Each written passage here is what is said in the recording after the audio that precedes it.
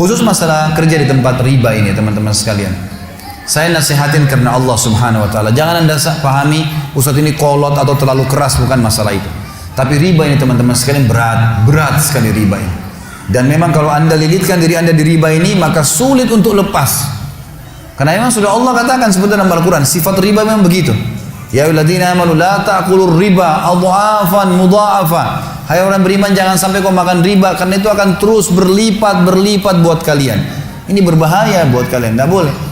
Teman-teman sekalian, hadis Nabi renungi. Yang pertama, kata Nabi SAW, 1 dirham riba lebih berat daripada 36 kali berzina.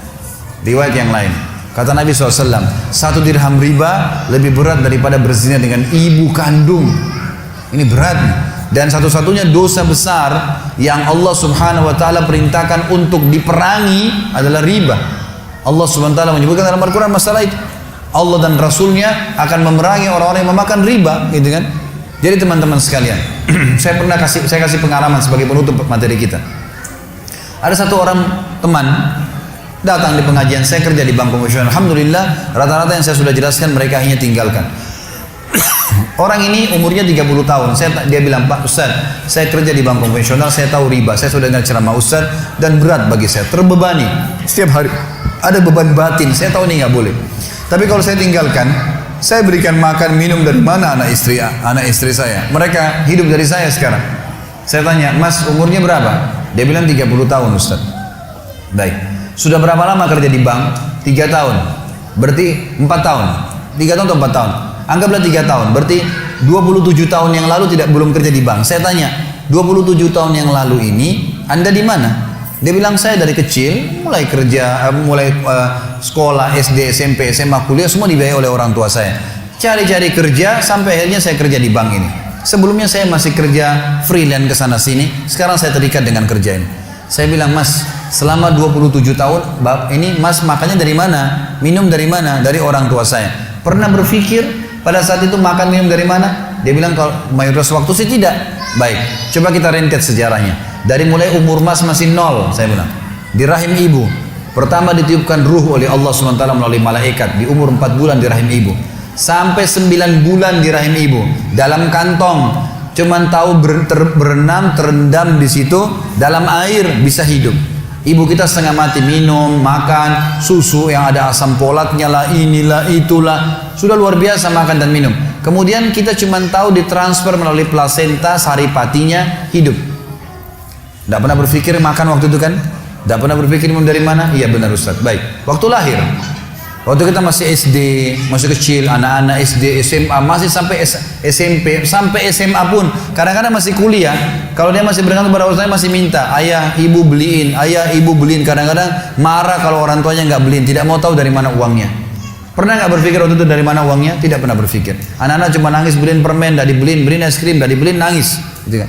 Baik, kita selalu dibelikan. Dari mana semua uang itu? Secara mata, kasat mata manusia, orang tua kita yang punya. Tapi sebenarnya itu rezeki yang Allah sudah berikan kepada kita. Sudah tercatat itu rezeki buat kita.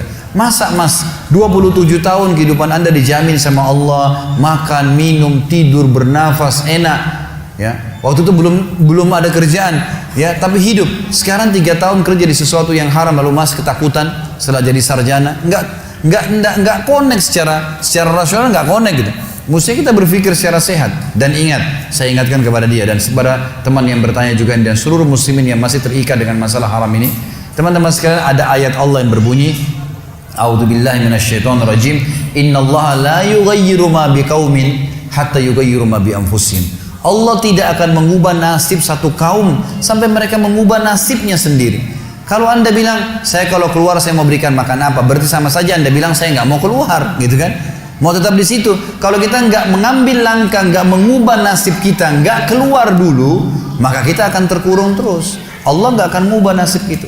Harus keluar dulu, baru Allah ubah nasibnya. Memang begitu. Dan banyak orang yang lakukan akhirnya berubah nasibnya karena mereka mendobrak itu. Teman-teman, ada sebuah kaidah hidup. Ini pegangi.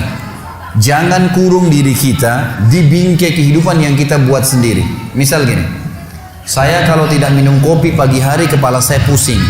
Misal, ada orang bilang begini, kalau pagi hari nggak ada kopi pusing nggak kira-kira? Pusing.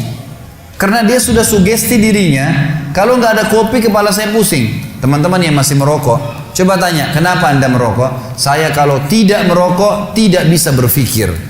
Tidak merokok, saya tidak percaya diri. Dia gantung kepercayaan dirinya pada batang rokok itu. Sehingga kalau dia tidak merokok, betul-betul tidak bisa berpikir. Kalau nggak ada kopi, betul-betul bisa pusing. Padahal sebenarnya kalau ada air putih, ada susu, minum saja, gitu kan? Nggak ada rokok pun bisa hidup, bisa berpikir. Ini namanya bingkai kehidupan. Kalau bahasa saya, itu biasanya kita kurung di situ, berputar-putar di situ, kita nggak mau keluar. Padahal kalau kita keluar dari bingkai itu teman-teman sekalian, kolam yang sedang kita tenggelam di dalam, kita keluar, bumi ini masih luas, dan kita punya banyak peluang, jutaan peluang di depan mata kita. Saya masuk di Gramedia, saya temukan satu counter, ada khusus untuk buku-buku investasi. Itu ada tulisan buku-buku bagus, kreatif sekali. Tulisannya itu memulai usaha dengan modal 5 juta.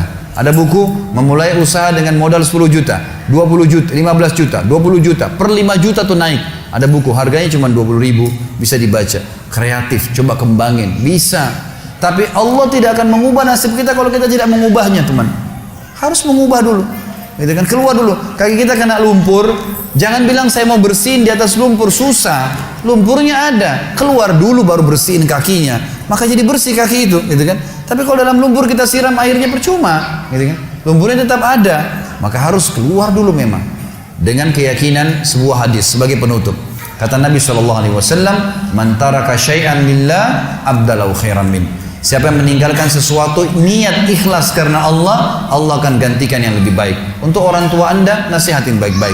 Dan ada hadis Nabi yang berbunyi, tidak ada ketaatan pada makhluk yang berbau maksiat kepada Khalik. Orang tua kita kalau larang kita pindah dari bank konvensional, ini riba, haram, nggak boleh dipatuhi orang tua, gitu kan? Orang tua suruh seorang muslimah buka jilbabnya, nggak boleh dipatuhi ini.